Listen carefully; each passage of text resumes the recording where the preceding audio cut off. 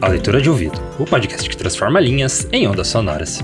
Eu sou o Lucas. Eu sou a Dayana. E o episódio de hoje é Duelo, de Carmen Dolores. O amor é, na realidade, um duelo entre o homem e a mulher. Nós vamos entender um termômetro dos relacionamentos no início do século XX.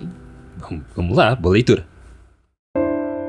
Duelo, de Carmen Dolores. Mas enfim, que tens? Que te fiz eu? Por que me tratas deste modo? Heloísa prostrava-se aos pés de seu amante, humilde e implorativa, esmagando a curva do seu busto delicado nesse corpo que a evitava, rígido, numa atitude hostil e irreconciliável. Armando! Armando! Insistia ela, a princípio doce e chorosa, mas depois um pouco impaciente, e começou a sacudi-lo com certa irritação, tentando ler-lhe o pensamento no olhar duro que se desviava, impenetrável. Então, Luísa ergueu-se com uma sacudidela brusca de ombros e arremessou consigo para cima de uma poltrona, onde ficou a dardejar raios de cólera concentrada sobre o ente enigmático que a desafiava, sempre mudo e enterrado no seu divã, batendo impenitentemente com a ponta da bengala no tapete.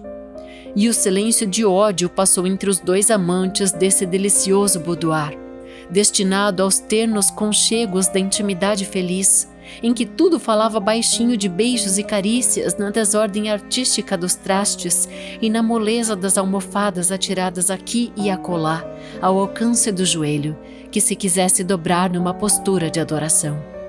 Eis, porém, que Luísa se levantava com impetuosidade e a cauda serpentina de seu longo roupão de seda acompanha-lhe os passos febris pelo aposento, saltando, parando, enroscando-se pelos móveis, como alguma coisa de vivo e palpitante, que partilhasse os estremecimentos e as indecisões da forma feminina de que faz parte. Armando agora segue, com um meio sorriso que lhe encrespa o lábio, toda essa tortura de que se sente causa. "Luísa!" grita ele enfim. Ela para, mas de longe com as mãos cruzadas atrás das costas, numa posição zombeteira e provocante. E por entre os cílios descidos, num ar interrogativo, deixa cair sobre o amante todo o peso do mais irônico e implacável ressentimento. É ele então que se ergue e lentamente se aproxima, curvando-se para examinar de perto o belo rosto que há pouco chorou sobre o seu peito, e agora o encara com impassibilidade tão altiva. Os olhos de ambos encontram-se, medem-se, penetram-se, mergulham na alma um do outro e dessa análise se desviam, tristes e desiludidos. O que leram, santo Deus? A verdade humana, que é a eterna solidão de cada criatura, e a inanidade de todos os esforços que se empregam durante a vida, em busca da fusão absoluta que jamais se produz. Dentro de si, Luísa pensava: tudo isto que aqui está foi para ele. Não há neste ninho de amor um objeto só que não ateste o meu carinhoso empenho de acariciar-lhe a vista por todos os meios. Estas flores eu as colhi para sorrirem ao seu gosto artístico. Estes quadros pendurei-os para satisfazer a sua adoração do belo. Tive-o presente ao dispor de bibelôs desta mesa, ao preparar a meia-luz desta lâmpada, ao aconchegar estes coxins no sofá, onde se deviam trocar os nossos protestos de amor. E foi para gozar o resultado querido de todos esses preparativos tão doces que me perdi por ele e me fechei no apertado círculo de um único objetivo, a sua paixão, confiante nas juras e promessas que soube murmurar-me a sua bela voz de ouro, quando ainda me apetecia o seu desejo de homem. Hoje, porém, que me senti toda sua, presa na mão, escrava da sua vontade, ei-lo que busca pretextos para me dar um menos que possa da sua existência, contrariado no seu egoísmo. Apenas reclamo o que me foi prometido. Simula então motivos de irritação, entra-me por aqui amuado e taciturno. É um mau pagador, é um ingrato. mas não posso ainda fugir-lhe porque o amo assim mesmo e não saciei a sede da sua posse. E toda a ilusão do sentimento se quebrava nesta reticência de Luísa, que parecia aceitar a possibilidade de um fim. Do seu lado, eis o que dizia Armando consigo. Preciso decididamente defender-me, senão esta Luísa invade minha vida, os hábitos, e não me consente mais liberdade alguma de movimentos. Tanto isto aqui é na realidade encantador, mas sempre, todos os dias, não. Já ela se julga com o direito de chamar-me quando eu não venho, e estas coisas não me agradam. Entretanto, não posso também afastar-me. Pobre querida, ela gosta tanto de mim. É uma cegueira. E demais, demais. Armando parou aqui o seu raciocínio, porque dessa contemplação muda ia nascendo em ambos um enternecimento suave, uma tristeza. Um com o desejo de afogarem num simulacro de felicidade e ternura toda essa maldita lucidez que envenenava as suas melhores ilusões.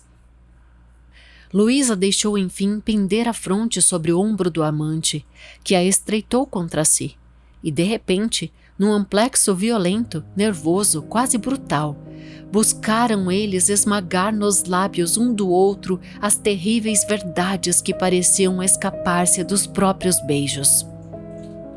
Enfim, balbuciava Luísa, voltaste a ser para mim o que eras. Oh, meu grande amor, repetia Armando. Os olhos inquietos de ambos continuavam, porém, a transpassar-se, desconfiados.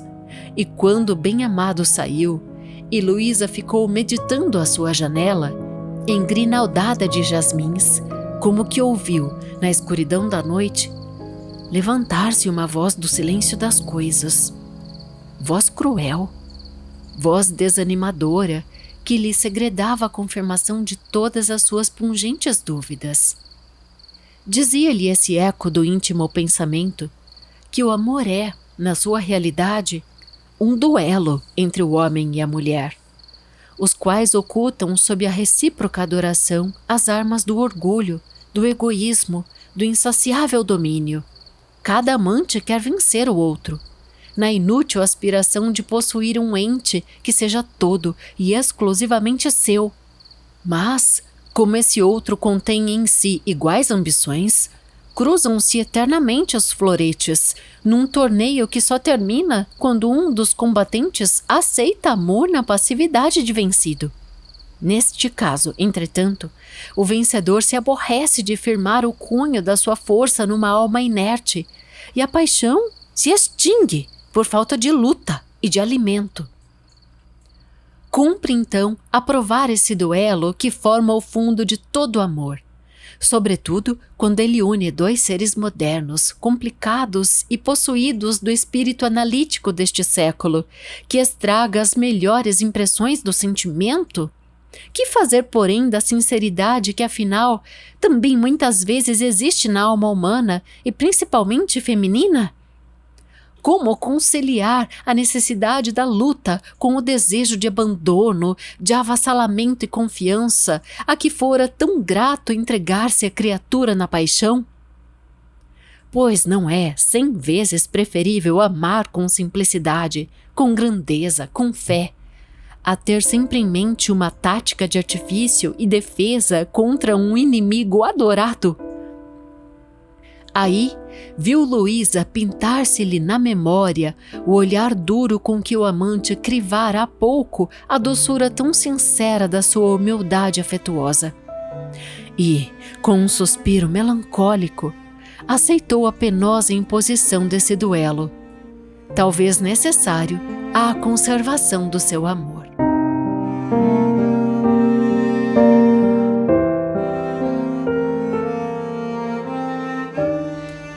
E esse foi Duelo, de Carmen Dolores. Duelo, a gente tem Luísa, a gente tem Armando, este jovem casal apresentado por Carmen Dolores, e já de cara vou dizer Carmen com M, Carmen Dolores, que é o pseudônimo da Emília, Moncorvo Bandeira de Melo. Então a gente tem dicas ali pra falar que é o Carmen com M, né? Emília Moncorvo e Melo, né? O sobrenome dela. Pesquisando Carmen Dolores, geralmente vem uma atriz portuguesa, é isso? Isso mesmo, vem Carmen com N, Carmen Dolores com N, é uma atriz portuguesa. Ela faleceu em 2021, é bem mais recente, né? Mas a Carmen Dolores, do nosso texto de hoje, nasceu em 1852 e morreu em 1910. E a história dela é curiosíssima em função de que a Carmen Dolores, então a Emília, que nasceu em 11 de março de 1852, esse é o mês de aniversário dela, ela era neta do Marquês de Sapucaí. Né? E a capital à época era o Rio de Janeiro. Então vamos imaginar o tempo do Império, a aristocracia brasileira do Marquês de Sapucaí. Então ele era um marquês, o avô dela, e ela se refere a esse avô ilustre numa crônica em que ela comentava as inovações, os requintes dos novos tempos, esse modelo, esse moderno início do século passado. Então é bem legal a gente fazer esse encaixe, né, histórico-cultural em que a Emília estava, porque ela se casou com 15 aninhos. Né? Então ela já tinha uma experiência de vida conjugal quando publica esse texto. Interessante, porque começa justamente com aquela clássica interrogação entre casais. Mas enfim, o que eu te fiz? Por que você tá assim, né? Quem nunca não fez essa pergunta pro seu companheiro ou sua companheira, né?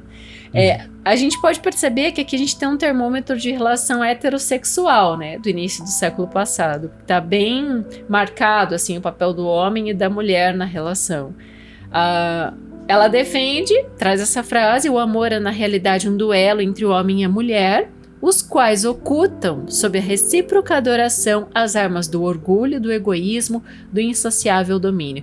Essas três ideias, né, de orgulho, egoísmo e de dominar, ter que dominar a pessoa amada, é uma questão que está no pano de fundo dos seres modernos do século passado.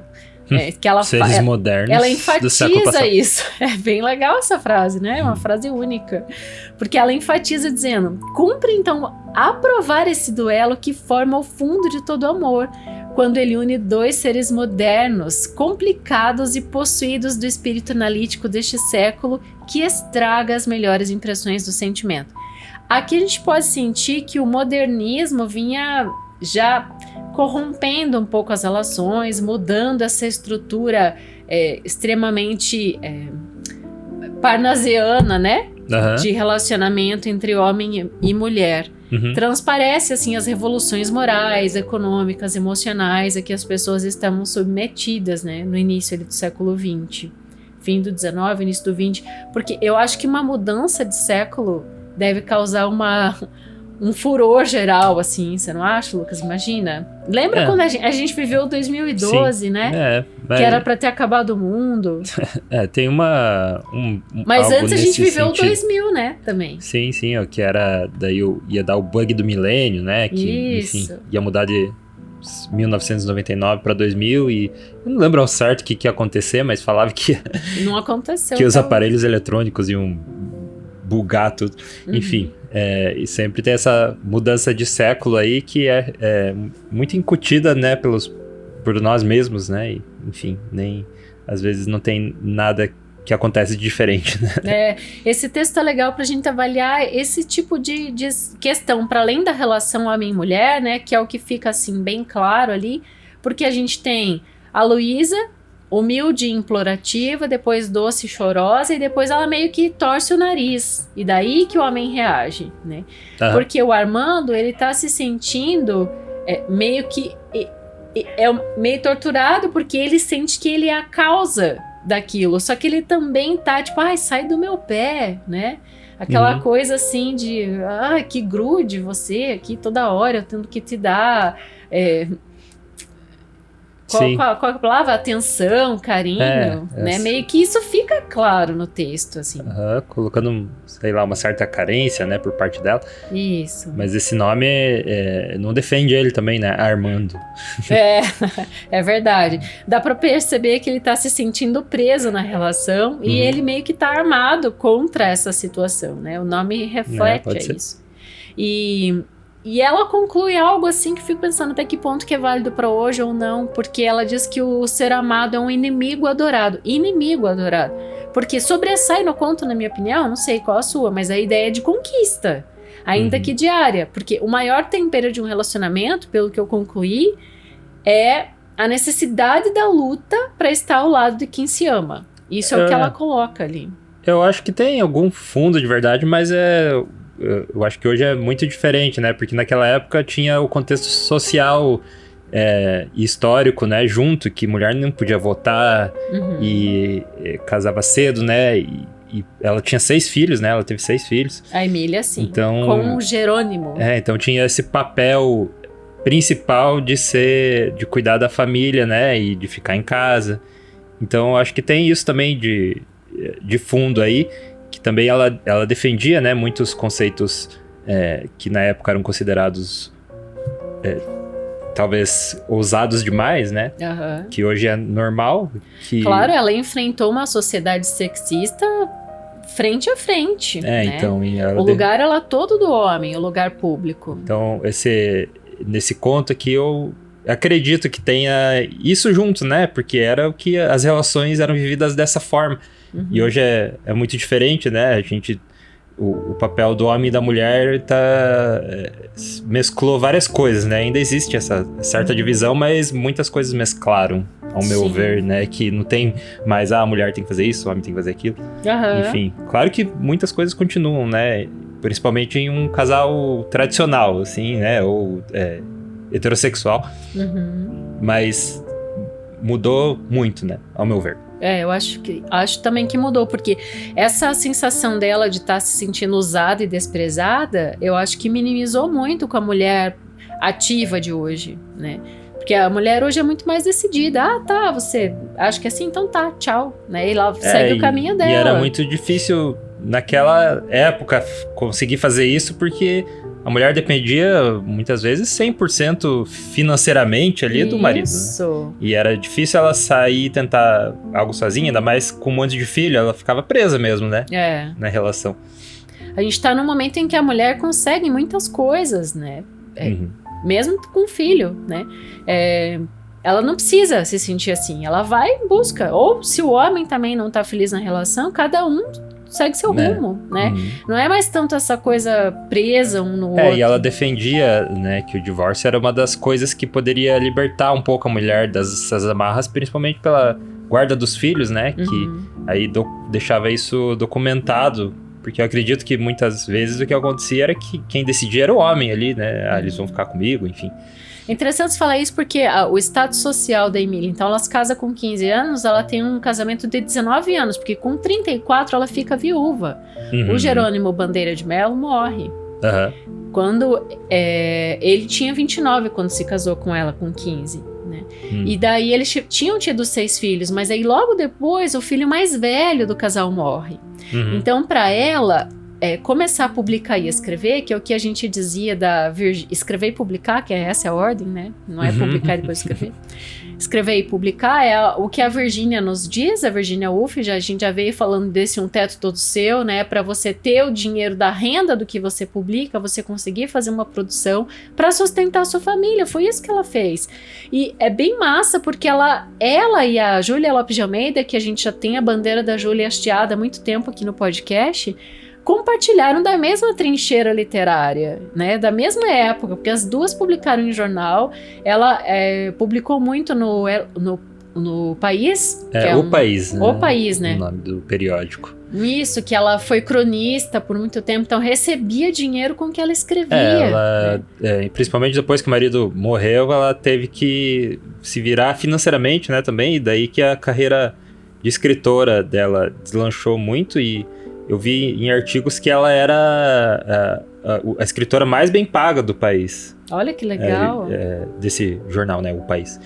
E quando ela morreu, ela ainda escrevia para esse periódico.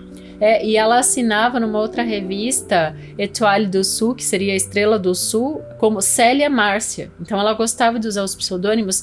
Não é bem que ela gostava. Isso também tem uma explicação ética e moral. Ela tinha receio de não ser bem aceita né? Como escritora, como publicando. Então, e daí ter que enfrentar isso na vida real, né? Ah, você é aquela que escreveu aquilo, né? Então eu vou te trata de alguma forma com preconceito, né? E também isso dela conseguir fazer depois a vida financeira dela e ser a mulher mais bem paga naquele periódico, né, no país. Também eu vejo pessoas falando, que hoje especialistas, né, falando sobre os red flags de um abusador, assim, né? E, enfim, que comete violência contra a mulher, os red pills, né, que tem hoje muito, que começa... A gente tá numa campanha nacional agora do Banco Vermelho, até Pato Branco também aderiu a isso, né? Então, contra o feminicídio. Que ainda existe muito, né? Muito. E é feito dessa forma, assim, primeiro eles tentam deixar a mulher dependente financeiramente, né, de você. Então, falar, pra que ir trabalhar? Não precisa ir. Enfim, pra que fazer isso? Pra que... Então, vai começando a aprender dessa forma, assim, que começa os alertas, né? E, de certa forma, ia apagando a vida social da mulher aos poucos, assim, né? Pra que sair com aquela tua amiga? Enfim. E isso vai aumentando até chegar num caso de abuso, num caso de violência, né, doméstica, que está sendo, infelizmente, comum aí em 2026. É bem legal você trazer isso para os microfones, né, porque o feminicídio é uma pauta que está aí nos nossos olhos a todo momento, né. E veja, um conto que sai num livro chamado Um Drama na Roça, em 1907. Esse livro foi, no início... há uns 4 ou 5 anos foi reeditado pelo Senado Federal, está disponível, da Carmen Dolores, domínio público, né? Você pode encontrar facilmente. Dizer assim que esse conto, ele debate já isso, se a gente for pensar, porque ela não avança na história, mas poderia sim avançar para uma cena de violência aqui, essa história. Ela tem brecha para isso, né? Acho que pro tempo dela foi segurado, né? Foi segurado, mas assim, também porque a verdadeira identidade da Emília Moncorvo, que seria a Emília, né? Ficou por muitos anos escondida na sociedade carioca da época. Muitos rumores queriam, muitas curiosidades, né, sempre crescente para descobrir quem que é essa mulher que escreve com tanta autoridade, tanta segurança e ninguém fala sobre ela, né? Aí, quando eu faço um paralelo hoje em dia da Elena Ferrante, né, a escritora italiana, que também a gente não conhece o rosto dela, tem esse nome, né, da Amiga Genial, a tetralogia e tudo mais, né? É bem mais difícil hoje você manter a identidade secreta de um escritor, porque a gente tem muita tecnologia de comunicação, redes sociais, etc. E ainda tem outra questão, que é a moedinha do ego, né? Que a maioria quer aparecer, não quer se esconder, né? Eu vi esses dias que supostamente descobriram a identidade do Banksy, né? E eu não entrei... Aquele ilustrador, né? Que ele faz as pinturas, os grafites, né? Super famosos, enfim.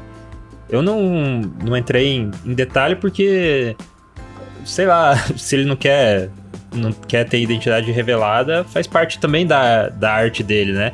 E ele não ter identidade é importante também pro trabalho que ele faz, que critica a sociedade o tempo inteiro, né?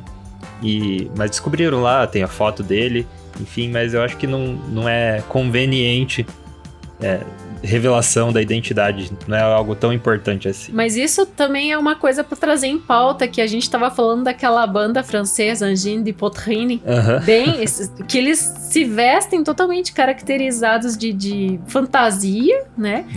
Se apresentam como seres de outro planeta, com uma outra língua, não têm a identidade revelada e estão fazendo muito sucesso. Tocam música microtonal, muito diferente. A música é boa, na verdade. Você olha pra ele e você fala, meu Deus, o que é isso? O que vai sair disso aí? Porque é muito impactante. Até eu mostrei pra você, né? E nosso filho tava do lado e ela falou... Eu tô ficando com medo. Porque realmente é estranho as fantasias. Você não sabe o que vai vir, né? Mas a música, daí quando eles começam a tocar, você, nossa, mas eles tocam bem mesmo. Eles tocam bem. Então, eu acho que esse debate identitário, ele é bem legal a gente trazer à tona também. Então, são muitas coisas que essa história de hoje pode fazer a gente refletir, né? E é uma história de mais de um século atrás. Sempre a gente consegue atualizar por meio da literatura muitos pensamentos e se formar como ser humano. Então, ela teve muitas publicações. Eu vou citar outros livros aqui. Ela tem um livro de contos, um outro chamado Gradações. Ela tem uma reunião de crônicas, Ao Esvoaçar da Ideia. Tem um livro para crianças, é uma coleção com 27 historinhas para crianças, Lendas Brasileiras é o nome desse livro, entre outros, né? E aqui a gente trabalhou com Um Drama na Roça, que é esse mais contemporâneo, que tem essa história e outras. A gente já fez dela o Lição Póstuma, que também mostra muito assim para a questão das mulheres, que é uma amiga chorando no túmulo da outra e fazendo uma revisão mental mesmo. Puxa, que a vida dela acabou com 46 anos, eu também tenho 46. Como é que eu vou deixar minha marca nesse mundo? O que eu vou fazer da minha vida, né? Então, é algo muito pertinente, porque o clima do texto é a Belle Époque tropical, que é a época em que a Emília Moncorvo Bandeira de Melo viveu, ficou conhecida como Carmen Dolores e inspirou uma das suas filhas a também ser escritora, que é a Madame Chrysanthème, né? Que ela se apresenta também com esse pseudônimo. O nome da filha é Cecília Moncorvo Bandeira de Melo, e ela usa o pseudônimo de Chrysanthème, né? Usou. Quem sabe a gente encontra um texto da filha para trazer no podcast também. E o que é mais legal é toda essa veia artística, porque a gente encontra aqui filhos, netos, neta, nora, atuavam, cantavam, tocavam piano, alegravam os eventos promovidos por ela na casa dela. E esse é o ambiente todo, né, artístico-cultural, que ela forma essa família e deixa esse legado para a prosperidade. Só que apagada dos livros literários, dos contextos teóricos da escola, tipo, ninguém fica sabendo quem foi Emília Moncorvo Bandeira de Melo, a não ser aqui no Leitura de Ouvido, ou um ou outro historiador, né, estudioso de literatura, de teoria literária, que vai se demorar para descobrir a biografia dela. Então isso aqui é um material primoroso, é um tesouro, é uma relíquia da literatura brasileira, que você não vai encontrar fácil por aí, não, viu? Tanto é que quando a gente publicou Lição Póstuma e eu fiz um reel, Lucas, foi muito visualizado e comentado, porque as pessoas que pouco que sabem querem saber quem é essa mulher, né? Que ficou esquecida nos alfarrábios da história, né? Não recebeu os devidos brios hoje, como a Júlia tá recebendo agora. Mas também é novidade. A Maria Firmina dos Reis também. E eu acho um nome melhor até, o nome verdadeiro dela. Emília Moncorvo? Emília Moncorvo. Pra mim que daí seria Bandeira de Melo, sobrenome do marido, né? Daí tira, acho que Emília Moncorvo seria um nome mais forte do que Carmen Dolores. É um nome mais distinto, né? É verdade, na minha opinião. Mais diferenciado. É isso aí. Vamos falar dos nossos apoiadores do Leitura de Ouvido. Que tem nomes muito diferenciados. A gente já vai falar o nome de todos eles aqui. E essa é uma das recompensas, inclusive. Também é outra recompensa é entrar no Clube Leitura de Ouvido. Todo mês tem encontro com o Clube do Leitura, com as obras, com uma obra diferente a cada mês. E também tem o grupo no WhatsApp com os apoiadores. E além disso, eles recebem toda sexta-feira o estudo aprofundado de cada texto que a gente traz aqui no podcast, junto com a arte de capa e uma mensagem nossa. Então, se você quer se tornar um apoiador do Leitura de Ouvido, é só entrar em apoia.se/leitura de ouvido ou pela chave Pix leituradeouvido@gmail.com. Apoiando R$20 ou mais, você recebe todas as recompensas. Você apoiando... às vezes, eu não posso apoiar R$20, apoia menos. Daí você só não vai entrar no Clube Leitura de Ouvido, né? E no clube e no grupo do WhatsApp. Mas a gente deixa a dica para ser R$20, que daí, ou mais, né? Que daí a gente dá conta de oferecer todas as recompensas para os apoiadores. E tem também os apoiadores sem mais, que já recebem o acesso ao Desenrole Seu Storytelling. O meu curso... Então... que eu ensino sobre contar histórias, inclusive tem vendas novas no pedaço aí para membros do clube até, que estão auxiliando a gente a conquistar uma renda legal para dar um upgrade em equipamentos que a gente está precisando no podcast nesse momento. Então, gratidão aí aos apoios e também a dedicação, a compra do curso, né, a ver como é o curso Desenrola Seu Storytelling, que você vai ter uma recompensa ainda maior, tipo, é muito conteúdo que tem lá. O Lucas produziu todas as aulas, eu fiquei 5 meses preparando as aulas, você sabe que eu sou uma pesquisadora, eu pesquiso muito, e eu fiz numa sequência, assim, crescente para você entender como as histórias mudam a cabeça das pessoas e te dando as ferramentas, os marcadores narrativos, tanto para ajudar a escrever quanto para falar, né, para elaborar histórias de modo geral. Sim, é sobre storytelling e para ser aplicado em diversas formas na sua vida, que seja escrita, forma falada, enfim. Até numa conversa, né, num grupo de pessoas, como que eu vou me posicionar e colocar as minhas ideias? No trabalho. E para os nossos apoiadores, eles recebem cupom de desconto, inclusive. Tá de quantos por cento? 50%? Na verdade, foi bom você falar isso, que o cupom, tá um cupom ativo, tá 50%, tá geral o cupom, para qualquer pessoa que quiser adquirir o curso. Mas não tem que colocar o cupom? Sim, tem que colocar o cupom. Você quer falar ou é só para os apoiadores? Não, é para todos. Então fale. Vou falar. Deixa eu só lembrar que o cupom, a minha cabeça não é apoio LDO? Sim, apoio LDO. Você entra no link que tá aqui embaixo, né, no episódio, e digita o cupom apoio LDO, você vai adquirir o curso com 50% de desconto. Muito bom, então vamos para os nossos apoiadores do Leitura de Ouvido, que são eles: Adriano Sanic Padilha, Agnaldo Ângelo Silveira Rebouças, Alberto Alpiri, Amanda Bertassi Brandão, Ancle Lima, Ana Carolina Vieira Ferreira Araújo, Ana Cláudia Chaguri Lopes, Antony Cruz, Arlete Alves Machado Rodrigues, Augusto Marques Ramos, Bruna Foltz Coutinho, Bruno de Souza Ribeiro, Bruno Guedes com o Grupo Danco, Carmen Oliveira Mazili, Cláudia Lubi, Cláudio Alves Pereira, Cristiana Castanha Ferraz, Edgar Bessa com o projeto Ciência de Pés Descalços, Eduarda Quartim, Eduardo Vinícius Ferreira, Elaine Vieira Ferreira, Felipe Cronato, Flávia Meira Marques, Gilene Barreto, Heloísa Mendonça, Jaqueline Conte, Jorge Machado, Juliana Dúlios, Leoneide Damasceno, Lina Soares, Lucas Pereira da Silva, Lucas Vieira, Luiz Fernando Garcia, Márcio Oliveira Salgues de Vasconcelos, Marco Aurélio Marques de Queiroz, Marilu Lourenço Rosas, Matheus Trim, Mônica Tocarni, Olivia Veronese, Roberto Hiromi Sonoda, Paulo José Pereira de Rezende,